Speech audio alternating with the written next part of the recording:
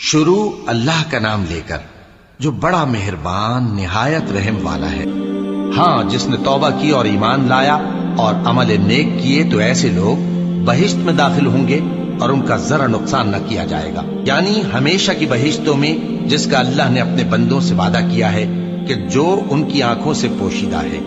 بے شک اس کا وعدہ نیکوکاروں کے سامنے آنے والا ہے، وہ اس میں سلام کے سوا کوئی بیہودہ کلام نہ سنیں گے اور ان کو صبح و شام کھانا ملے گا۔ یہی وہ جنت ہے جس کا ہم اپنے بندوں میں سے ایسے شخص کو مالک بنائیں گے جو پرہیزگار ہوگا۔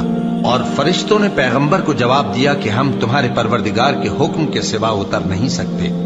جو کچھ ہمارے آگے ہے اور جو پیچھے ہے اور جو اس کے درمیان ہے سب اسی کا ہے، اور تمہارا پروردگار بھولنے والا نہیں، یعنی آسمان اور زمین کا اور جو ان دونوں کے درمیان ہے سب کا پروردگار، تو اسی کی عبادت کرو اور اس کی عبادت پر ثابت قدم رہو۔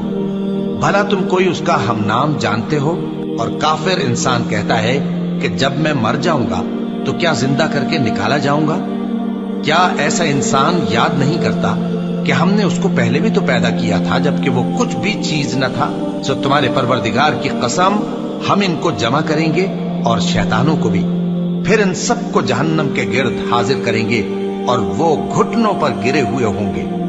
پھر ہر گروہ میں سے ہم ایسے لوگوں کو کھینچ نکالیں گے جو رحمان کے مقابلے میں سخت سرکشی کرتے تھے، پھر ہم ان لوگوں سے خوب واقف ہیں جو اس میں داخل ہونے کے زیادہ لائق ہیں، اور تم میں سے کوئی شخص نہیں مگر اسے اس پر گزرنا ہوگا، یہ تمہارے پروردگار پر لازم ہے، مقرر ہے۔